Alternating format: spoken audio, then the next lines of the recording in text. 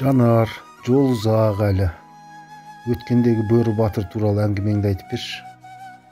Давай кеттік. Сіздер Бөрі батырдың шығу тарихын білесіздер ме? Бөрі батыр біздің заманымыздан бұрын 18 ғасырда өмір сүрген. Ол Бөрі батыр Кенжебайұлы атақты Дербісалы батырдың немересі болған.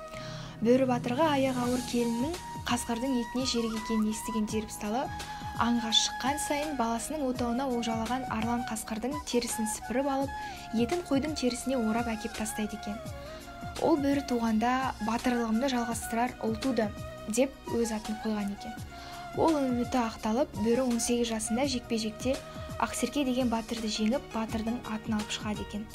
Ел аузындағы аңызда 80-нен асқан Дербісалы батыр жорыққа қолды өзі бастап барып, Ақсеркемен жекпе-жекке шықпақшы болады.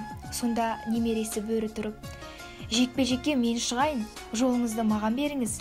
Сіз жеңілсеңіз, исі қазақтың атына таңба болар. Мен жеңілсем, бір шекі өкпе бала өлді дер", деп батырдан рұқсат сұрайды екен. Сол жекпе-жекке Ақсерке де батырдың басын алып, жеңіспен оралған Бөріні "өз бөрім ғой" деп кең шапанына орай құшақтаған Дербісалы немересіне аталық батасын береді екен. Бөрі батырдың Ақсеркемен жекпе-жегі жайлы айтыскер ақын Жәкен Байтуов Бөрі батыр дастанын жазған екен. Ол осы екі батырдың жекпе-жегі дастанын былай жырлаған екен. Садағын серке қолға алды, 8 қырлы оқ салды. Басын тежеп бедеудің тартуға садақ толғанды. Қақ жүректің тұсы деп, өлер жерің осы деп, балдырғандай Бөріні шіреніп тартып қалады. Зырқырап оғы кетеді, жас Бөріге жетеді. Атылған оқ дәл тимей жанынан жанап өтеді. Жығылмай аттан тұрған соң, қалғанын көріп өлімнен. Бөрі өлген жоқ тірі деп, жолдастары шулады. Өлімнен Бөрі қалады, Бөрі кезек алады. Үстіне киген сауытын беліне садақ іледі.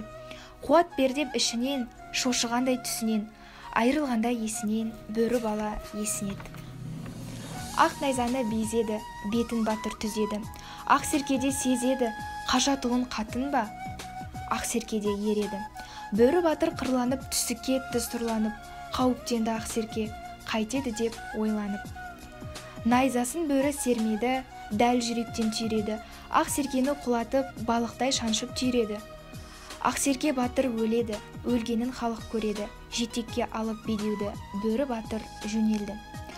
Ақсеркемен жекпе-жекке шығарда Дербісалы немересі Бөріге өзінің сауыт сайманын кигізіп, қолына өзінің алмас қылышын берген екен дейді аңыз әңгімелер бойынша.